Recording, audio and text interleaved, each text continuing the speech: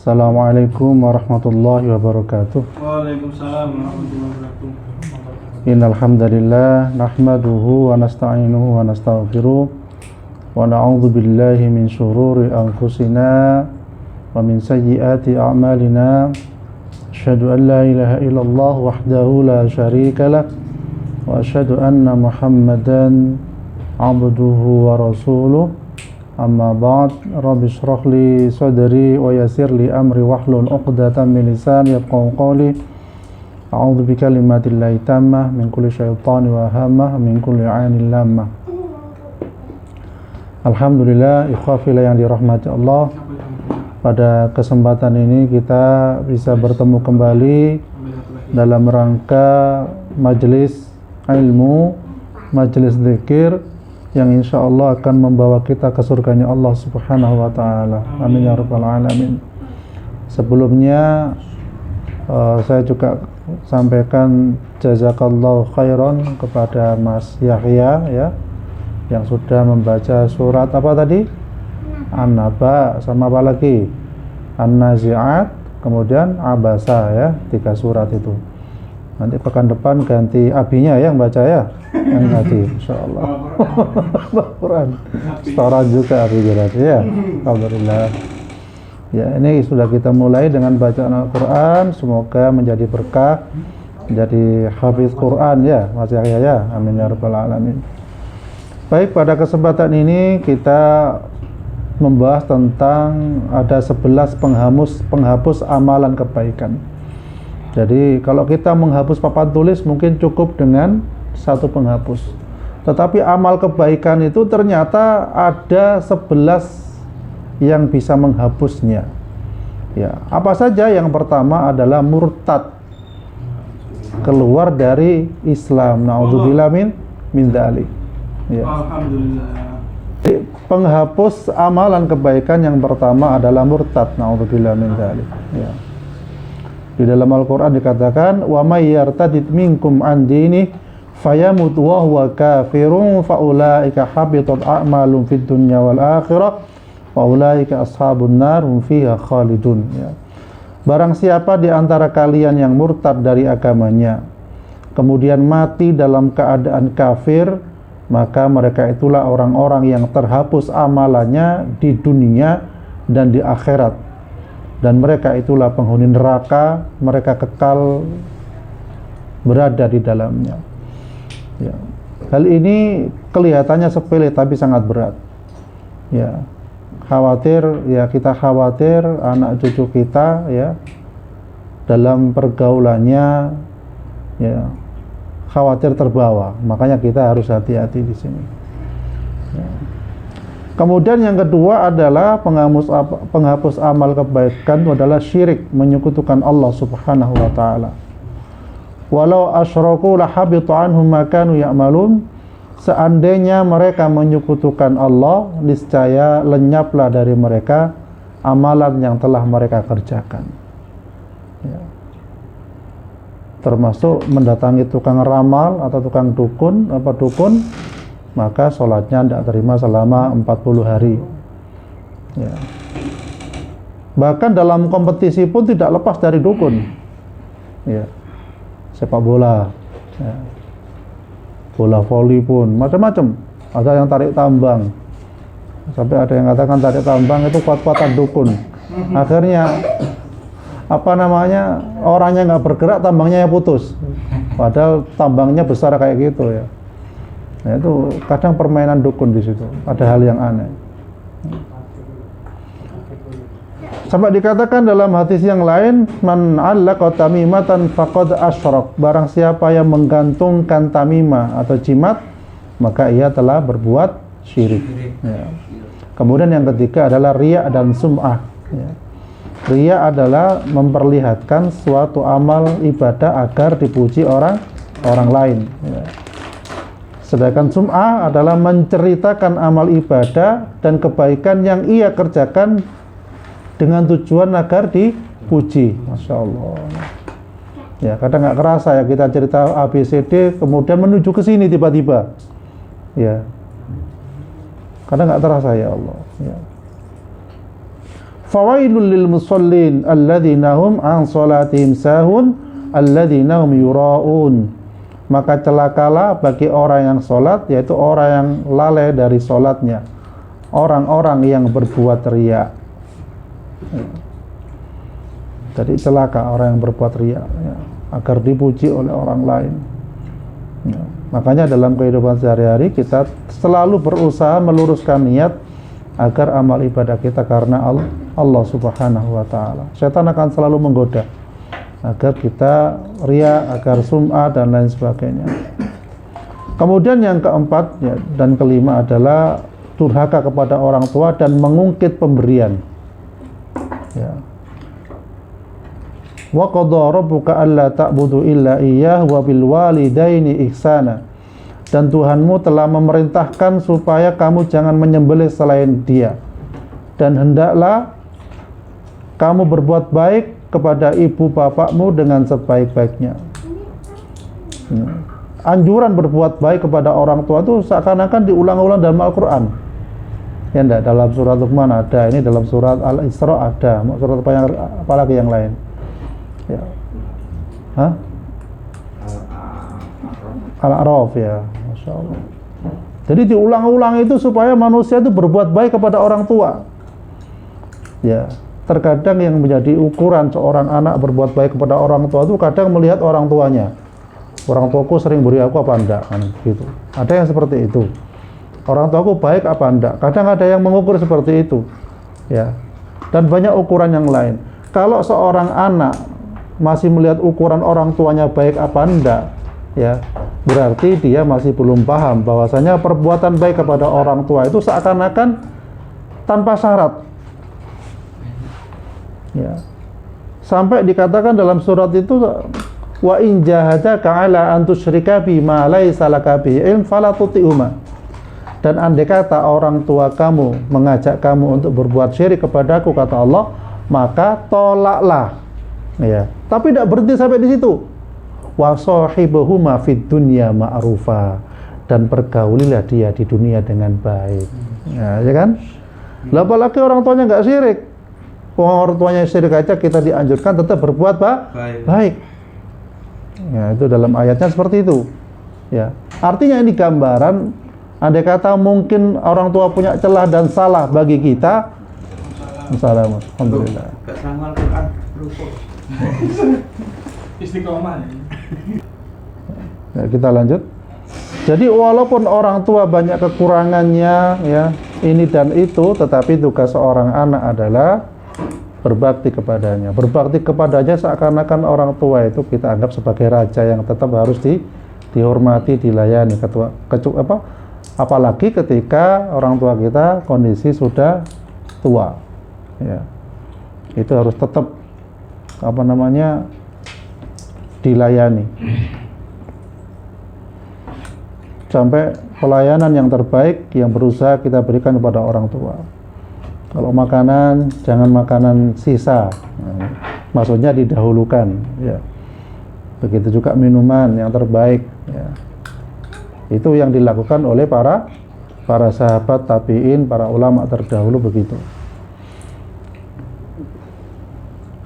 Jadi durhaka kepada orang tua itu dapat menghapuskan amal, apalagi menyakiti perasaannya. Ya.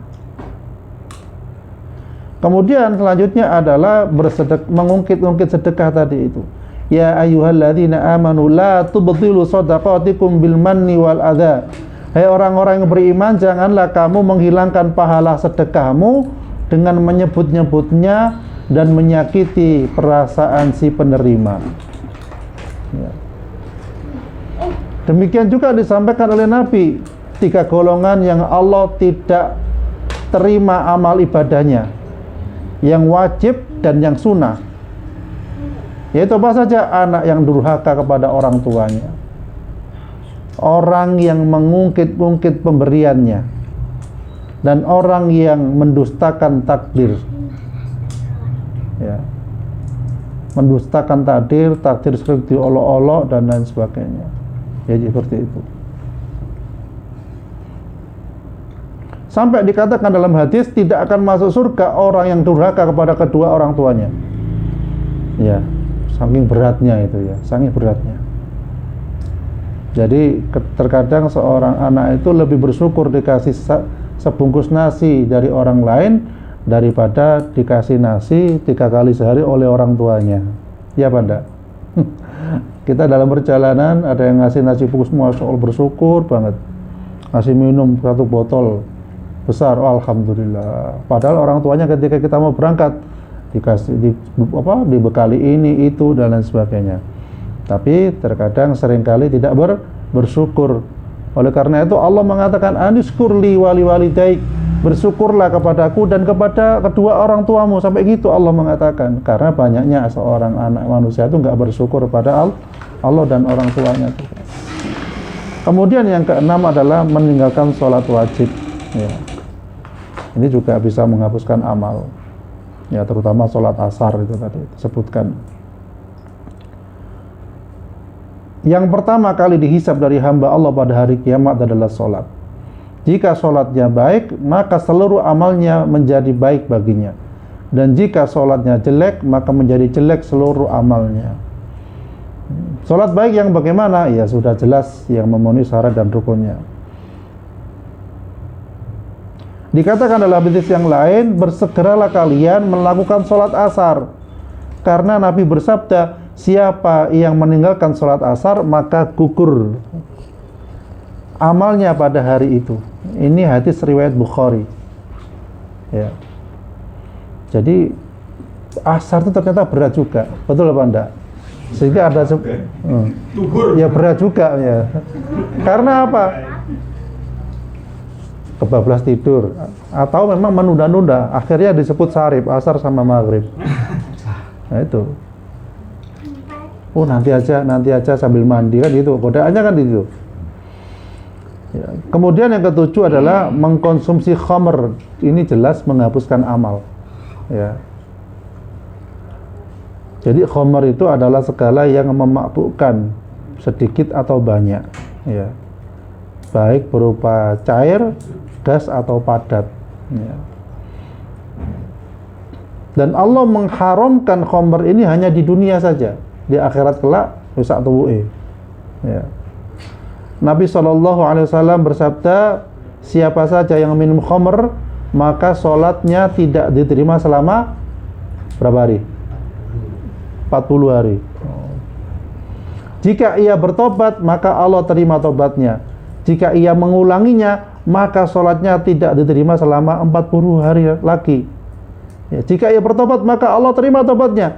Jika ia mengulangi, maka sholatnya selama 40 hari tidak Allah terima. Jika ia bertobat, maka Allah terima tobatnya.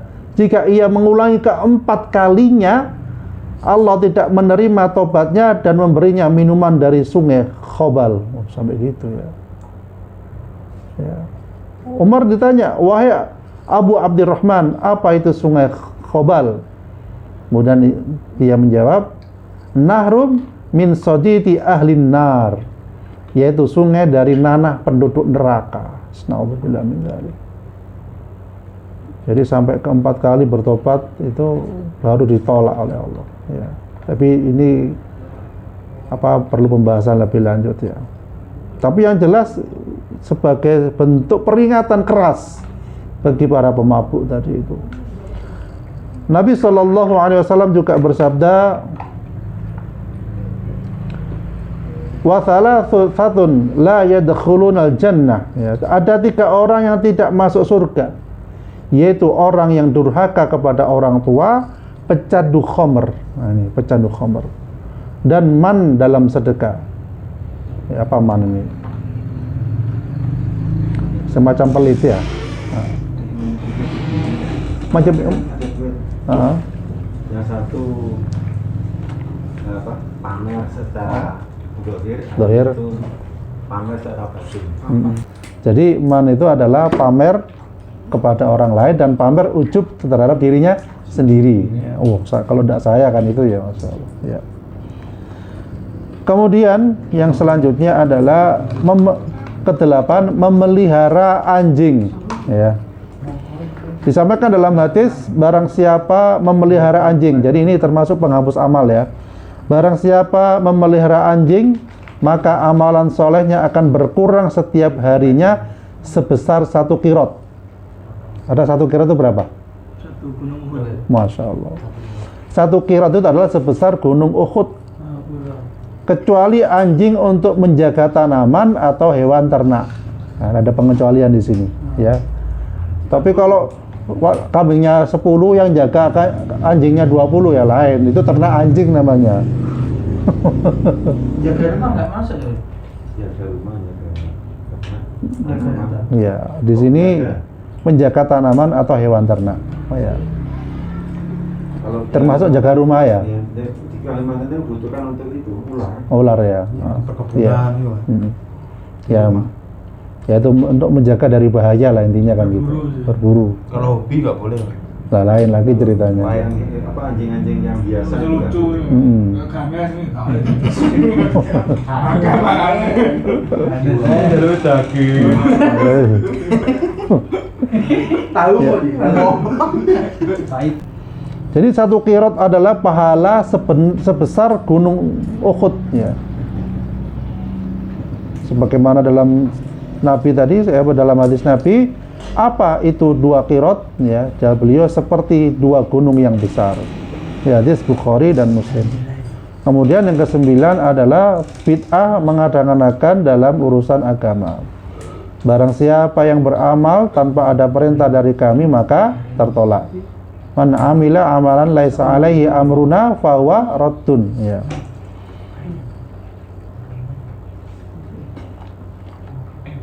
Sampai dikatakan oleh Nabi juga, jika bid'ah tersebut dilakukan di Madinah, maka selain amalannya tertolak, ia juga akan mendapatkan laknat. Ya, hal ini sebagaimana mana disampaikan Nabi, Madinah adalah haram dari air hingga tempat ini. Siapa yang melakukan bid'ah di dalamnya, maka dia mendapatkan laknat Allah, para malaikatnya, dan seluruh manusia mukminin. Allah tidak menerima ibadah sunnahnya dan wajibnya. Nah, jadi ternyata seperti itu. Hadis riwayat Bukhari dan Muslim. Ya. Nah, kita aja ngelaksanakan yang sunnah aja wis lumayan kualan ya. Kok sih ditambah-tambah. Ya. Yang sunnah aja mau istiqomah aja juga lumayan berat, apalagi masih ditambah amalan yang lain. Kemudian yang ke-10 adalah bermaksiat ketika sendiri atau sepi, menganggap dosa tersebut legal dan menceritakannya. Bayangkan. Ya. Disampaikan dalam hadis, aku benar-benar tahu sekelompok umatku yang datang pada hari kiamat dengan membawa pahala sepenuh gunung Tihama yang putih. Lalu Allah jadikan itu laksana debu yang berterbangan. Masya Allah. Kemudian Thauban bertanya, wahai Rasulullah, jelaskan siapa mereka agar kami tidak menjadi seperti mereka tanpa disadari.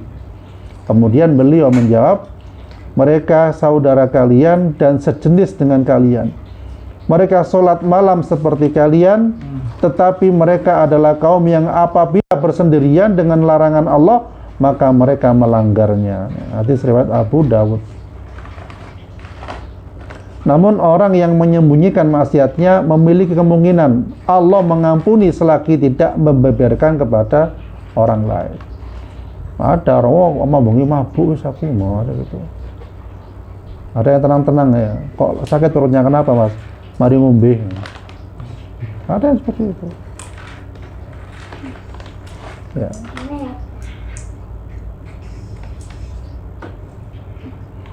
Kemudian yang ke-11 yang terakhir adalah membunuh. Ya. Jadi membunuh seorang muslim tanpa hak dan syariat yang dibenarkan adalah haram, ya, dan termasuk dosa besar. Ya, begitu juga non-muslim atau kafir yang tidak yang tidak memerangi kaum muslimin itu dilarang dibunuh. Ya. Allah berfirman, dan barang siapa yang membunuh seorang mukmin dengan sengaja, maka balasannya ialah jahanam. Ia kekal di dalamnya dan Allah murka kepadanya dan mengutukinya serta menyediakan azab yang besar baginya. Barang siapa membunuh seorang kafir zimmi, ya. Kafir zimmi itu kafir yang bagaimana? Yang mau berdamai dengan kaum mukminin. Padahal sesungguhnya bau surga itu tercium dari perjalanan 40 tahun. Jadi barang siapa membunuh seorang kafir zimmi, maka dia tidak akan mencium bau surga. Ya, sampai digitukan. Padahal sesungguhnya bau surga itu tercium dari perjalanan 40 tahun. Wah, membunuh tidak boleh. Berarti kalau merampas hartanya orang kafir zimmi boleh apa enggak? Tetap tidak boleh. Karena itu juga akan menghalangi apa? Hidayah dari Allah. Ada kejadian ya diceritakan oleh Ustadz Dwi ya, pada hari pertemuan di Malang ya. Dia peruqyah Jawa Timur ya, sudah Masya Allah banyak yang dilaluinya. Beliau bercerita tentang mujahidin yang berperang di Ambon ya. Pada waktu itu mujahidin itu kumpul di suatu tempat, entah itu desa atau apa, non muslim. Kumpul di sana dengan tujuan menunggu musuh kafir harbi, orang kafir tadi itu datang ke sana dan berperang di sana. Berperangnya itu di lokasi orang kafir. Jadi orang mukmin datang duluan ke sana. 1 minggu, 2 minggu nggak datang orang kafir itu. Ya. Sedangkan yang ditempati bukan wilayah muslim, mujahidin ini, wilayah kafir. Akhirnya ketika orang kafir nggak datang-datang, mereka mau pulang. Dan ketika mereka mau pulang, apa yang terjadi? Digelandoti oleh orang-orang kafir ini. Jangan pulang. Loh, kenapa? Saya takut pada teman-teman saya itu orang kafir juga yang ketika mereka kesini itu, ketika mereka datang ke sini mereka menjara, memperkosa kami. Ya. Berarti umat mujahidin, kaum mujahidin di situ itu kan berarti mereka melindungi, ya Pak enggak? Ya. Mereka mengatakan, saya senang dengan Anda di sini. Ya, Anda tidak menjara kami, bahkan Anda melindungi kami. Sampai begitu mereka. Lah itu dakwah Islam itu seperti itu. Walaupun tidak sembarang kafir yang harus diperangi. Tidak ada salahnya, tidak usah diperangi, kecuali yang mereka yang menyerang. Ya, akhirnya apa yang terjadi? Ya, alhamdulillah dengan izin Allah, akhirnya mereka mau masuk Islam. Ya. Yang masuk Islam berapa? Bukan tanggung-tanggung 1000 orang kafir di Ambon itu masuk Islam di satu desa itu. Ya katakanlah kayak sini desa mana Harjo Agung apa Semboro gitu ya, kata Sidoarjo. 1000 orang masuk Islam. Ya, akhirnya tambah tidak pulang kaum mujahidin. Karena apa? Harus nyunat 400 orang. Nah, itu dia. Dan yang disunat itu bukan anak kecil kayak Akhya ini. Besar-besar. Bapak lah itu. Ya, jadi mereka nyunat 400 orang, bayangkan antum. Geli-geli sedih. Ya. Ya itulah tantangan ketika kita berdakwah. Ya di sisi lain kelembutan itu mendapatkan Masya Allah membuka hidayah bagi orang kafir, tapi juga ada konsekuensi untuk ngurumat mereka. Ya, dengan salah satu jalan adalah mengkhitan mereka, Masya Allah. Ya, ya ngajari sholat, masih ngajari ngaji ya. Jadi oleh karena itu tugas dakwah termasuk ya. Mau berperang tapi harus juga mendakwai. Ya, begitulah Islam masuk itu dengan kelemah lembutan, bukan dengan kekerasan. Ya, jadi Masya Allah ya. Jadi itu tadi ya, kita ulas kembali bahwasanya apa tadi? Penghapus amal ibadah kita yang pertama apa tadi? Murtad dan syirik ya. Apa? Durhaka kepada orang tua ya. Minum khamr, sombong, ria, ujub kan itu ya. Apalagi memelihara anjing ya. Bukan untuk berburu atau menjaga rumah mungkin ya. Kemudian bid'ah atau mengada-ngadakan dalam agama, bermaksiat ketika sendiri, apalagi bangga terhadap maksiat. ya, bangga terhadap maksiat. membunuh, ya. Yang terakhir tadi, yaitu membunuh tadi itu tadi, ya. Jadi memang halus cara mereka menghapuskan pahala-pahala kita. Ya, menyebut sedekah, kemudian menganggap dirinya lebih, ya.